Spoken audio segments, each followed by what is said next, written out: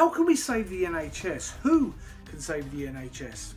Anyone out there have any ideas? Well, this post popped up on my timeline the other day, and there were many people that came up with many a worthy idea. We all know and say that the NHS is in trouble. Both Labour and the Conservatives say they want to save and help the NHS, but reports show that the government will cut the National Health budget per person next year, and official figures show that, and this has even been admitted by ministers for the first time. And these figures contradict massively the promise of the Conservatives and their insistence publicly that it is investing more in the health service, with Jeremy Hunt and Theresa May repeating time and time again that they have an extra £10 billion for the NHS.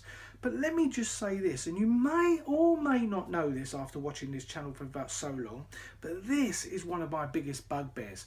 Corporate tax is now at an all-time low. We have in fact one of the lowest corporate tax rates of apparently the top 20 economies. But look at this list and see how far down we are. Couldn't we get money from this if we slightly increase it? The government are reducing funds for the NHS. It's struggling.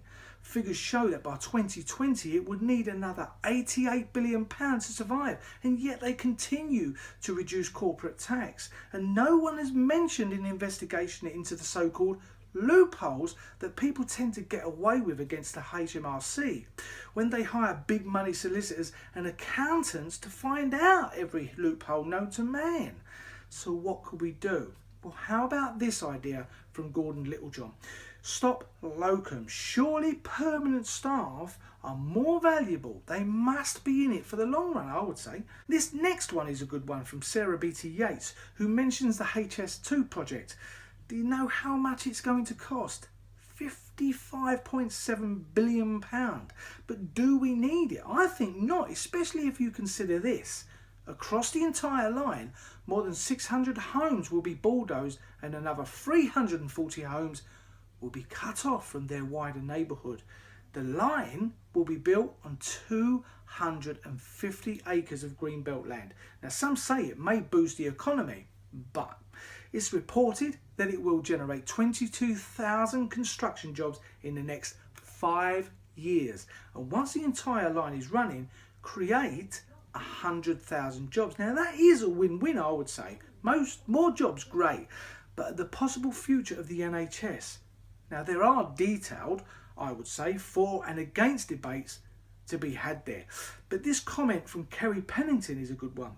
And I think she may be right about the pharmaceutical companies. We all know the things that came out about Owen Smith and Pfizer when he went up against Corbyn. Her last sentence for me, though, is a worrisome one. I did, as you might have guessed, had my 2p as well. And this is what I said. And I stand by this. It may well be wrong, but that's what I think. Any better ideas, I would guess, are very welcome. But this idea, obviously, a reply. And the reply came from Michael Williams. And I think he is right. It probably wouldn't happen because as a nation, I'm talking about Joe Public, think we have no authority. The amount of MPs in government have a greater amount of power over the masses.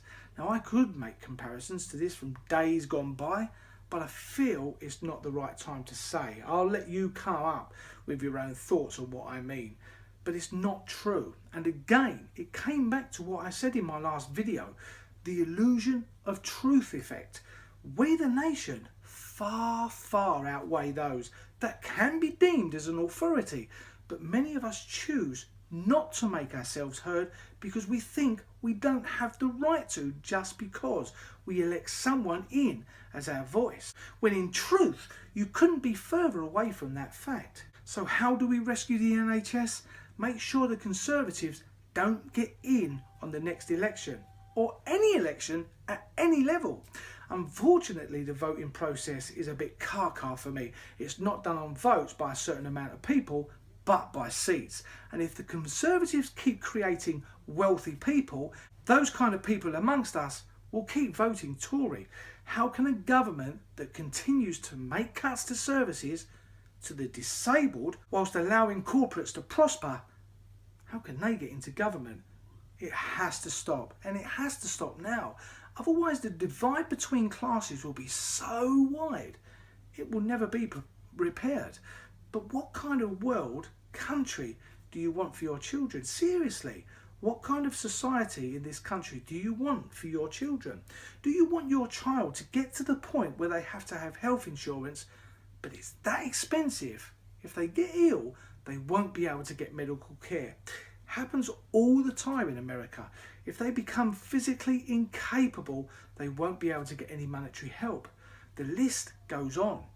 Do something, and do it now. Why would you vote for someone that is clearly, really clearly tearing this country apart emotionally and economically? I believe it can happen.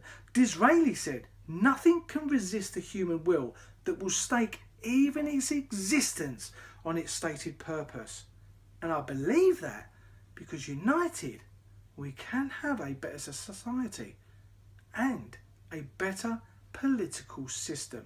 If you have any ideas on how to save the NHS, let us know in the comments below. You never know, the right someone might just be reading it. Give me the thumbs up if you like what was said, or the thumbs down if you don't.